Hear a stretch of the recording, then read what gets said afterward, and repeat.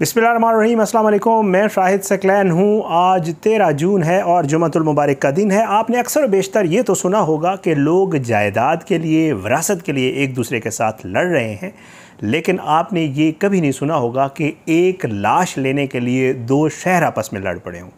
इस्लामाबाद में ईद के दिनों में एक लाश मिली। ये एक ऐसे शख्स की लाश थी जिसके कपड़े मैले थे, उसके बाल मिट्टी से अटे हुए थे, समझ नहीं आ रही थी किसकी लाश है। बाद में पता चला कि ये लाश तो साईं लियाकत की है। इस लाश को लेने के लिए पिम्स अस्पताल में कश्मीर और मरी से दो अलग अलग पार्टियां पहुंच गई। उन्होंने कहा कि हम इसके वर्सा हैं, लाश हम लेकर जाएंगे। मामला शिद्दत अख्तियार कर गया और कश्मीर और मरी से बड़ी तादाद में लोग पिम्स अस्पताल पहुंच गए।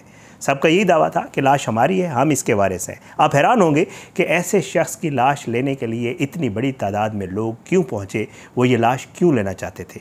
ये मामला जब बहुत ज़्यादा शिद्दत अख्तियार कर गया तो पुलिस ने लाश देने से इनकार कर दिया। मामला अदालत चला गया। अदालत जब गया तो अदालत ने कहा DNA करवाया जाए। उसके बाद वकला हुए और उसके बाद जो है वो लाश बिल आखिर मुजफ्फराबाद के शहरी के हवाले कर दी गई। ये लाश जब यहाँ से ले जाई गई तो इसको बाकायदा तौर पर स्टेट प्रोटोकॉल की तरह प्रोटोकॉल दिया गया। आप हैरान होंगे, उसके जनाजे में लाखों की तादाद में लोगों ने शिरकत की। ये साईं लियाकत था। साईं लियाकत था कौन? मरी और कश्मीर के लोगों के लिए उसकी क्या अहमियत थी, लोग उसकी लाश क्यों लेना चाहते थे, और ये सारा मामला है क्या। बहुत ही हैरान कुन, बहुत ही, मैं कहता हूँ मैं ख़ुद भी, क्योंकि इसके हवाले से पहले मुझे नहीं था इल्म, मैंने जब देखा, पढ़ा, लोगों के मुंह से सुना। आज की इस वीडियो में ज़रा साईं लियाकत के हवाले से बात करेंगे कि ये था कौन। जैसे मैं आपको पहले अर्ज़ कर चुका हूँ, ये साईं लियाकत, इसके हवाले से बताया ये जाता है कि तकरीबन पिछले कोई 30-35 साल से एक शख्स जो मुजफ्फराबाद की सड़कों के ऊपर नीम बरहना हालत में, कभी उसने शलवार पहनी होती थी, कभी नहीं पहनी होती थी, महज कमीज़ में और एक स्वेटर अगर उसको कोई पहना देता था, तो ये शख्स कश्मीर की सड़कों के ऊपर, मुजफ्फराबाद की सड़कों के ऊपर एक बड़े देगचे में, जो कि नया होता था, इसको शौक़ था, ये लोगों को महज यही कहता था कि मुझे बर्तन ले दो। लोग इसको बर्तन ले के देना सादत समझते थे। इसको लोग बर्तन ले के देते थे। ये उस बर्तन के साथ रस्सी, तार, जो भी उसको मिलता था वो बांधता था और मुजफ्फराबाद की सड़कों के ऊपर ये आपको देगचा घसीटते हुए, देगचा खींचते हुए नज़र आता था।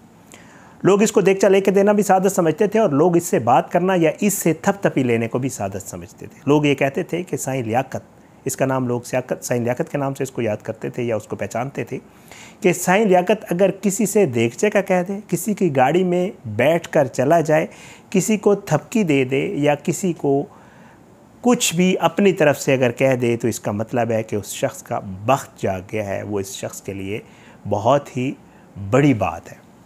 इसलिए लोगों की कोशिश होती थी कि जब ये देगचा घसीट के कहीं जा रहा होता था, तो चाहे वे मेन शहरा पे क्यों नहीं चल रहा होता था, लोग गाड़ियाँ रोक देते थे और बड़े बड़े वज़रा और बड़े बड़े लोग, उनकी ये ख्वाहिश होती थी कि साईं लियाकत उनके साथ उनकी गाड़ी में बैठ जाए या नज़र करम कर दे उनके ऊपर। यही साईं लियाकत चंद दिन कबल अचानक से घर से गायब हो जाता है और इसकी गुमशुदगी की रिपोर्ट जो है वो कश्मीर में इसके मुबैना तौर पर मुबैना वर्सा क्यों कह रहा हूँ, आगे चल के आपको सारी स्टोरी बताता हूँ।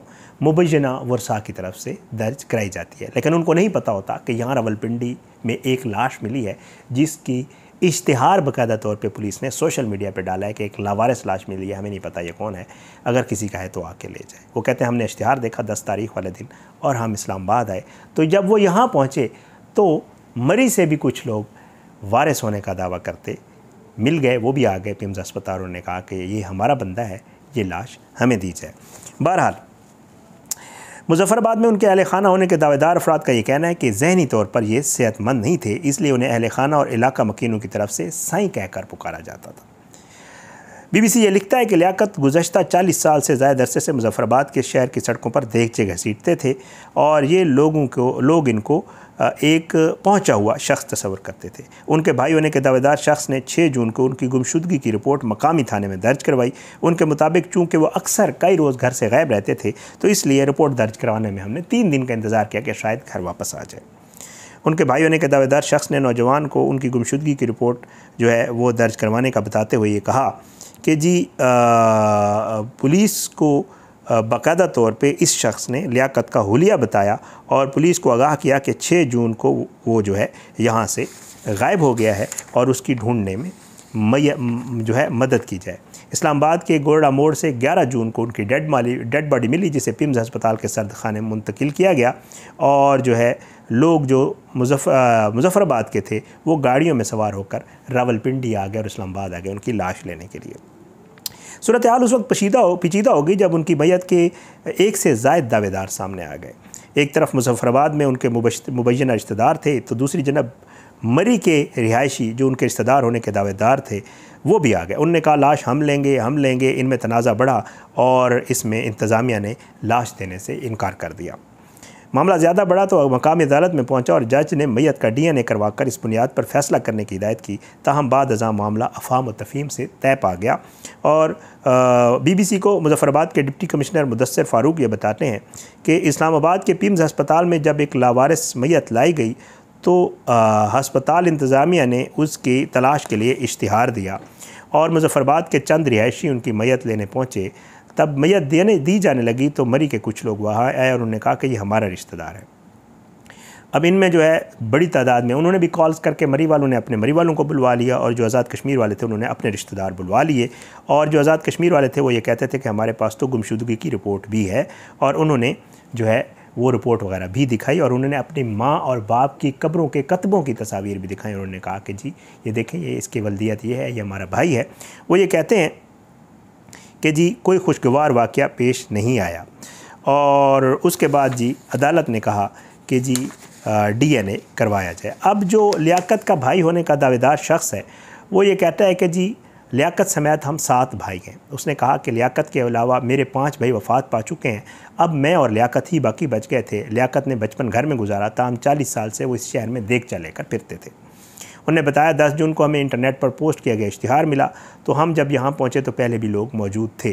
बहरहाल वो कहते हैं कि हमने जी रिकॉर्ड पेश किया और जब हमने रिकॉर्ड हमारा दुरुस्त पाया पुलिस ने तो मैयत उन्होंने हमारे हवाले कर दी और जो है हमने इसको आगे जाकर मुजफ्फराबाद। अच्छा, जब इसकी मैयत ले जाने लगे मुजफ्फराबाद तो मैं आपको बता सकता हूँ कि उस वक्त प्रोटोकॉल दिया गया, जैसे स्टेट प्रोटोकॉल नहीं होता, पुलिस की गाड़ियाँ आगे पीछे लोगों की गाड़ियाँ। और जब इसका जनाजा हुआ तो यकीन करें हज़ारों की तादाद में लोगों ने इसके जनाजे में शिरकत की, मरी से भी और मुजफ्फराबाद से भी। बहरहाल जी जो मोहम्मद आरिफ था मुजफ्फराबाद वाला, वो कहते हैं कि जी हमें जब ये तनाज़ा बना तो हम सेटिस्फाइड थे क्योंकि हमें पता था कि हम सच बोल रहे हैं। और उसके बाद जो है इत्तफ़ाक़ राय ऐसे पाया गया कि जी वो कहते हैं कि हमें अंदाज़ा था कि DNA रिपोर्ट आने में दिन लग जाएंगे, इसलिए मैयत जो है उसका एहतराम रखना चाहिए और इसकी तदफीन कर देनी चाहिए। जो मरी वाले थे उनके वकील का ये कहना है कि जी हमारी तरफ से ये शर्त थी कि एक जनाजा मरी में करवाया जाए और तदफीन जो है वो मुजफ्फराबाद में हमारी मर्ज़ी की जगह पे कराया जाए और तीसरा कतबा जो है वो महबूब अब्बासी के नाम का लगाया जाए। मरी वाले कहते थे हमारा भाई है और इसका नाम महबूब अब्बासी है। ताहम तीनों शराइत वो कहते हैं हमारी नहीं मानी गई और वो कहते हैं कि इनसे मुतल्लिक नादरा में भी कोई रिकॉर्ड नहीं है और मुजफ्फराबाद में इनके लैंड रिकॉर्ड वरासती दस्तावेज़ शजरे में इनका नाम था, इसलिए जो है हम और इनके जो मुजफ्फराबाद वाले लोग थे उन्होंने कब्रों के कतबों का भी सबूत दिया था। तो इत्तफ़ाक़ राय से ये तय पाया कि जी उन्होंने सारी उम्र वहाँ गुजारी है तो इसलिए उसकी तदफीन वहीं कर दी जाए। लेकिन वो कहते हैं कि ये तनाज़ा क्योंकि DNA टेस्ट नहीं हुआ तो ये शायद हमेशा रहेगा।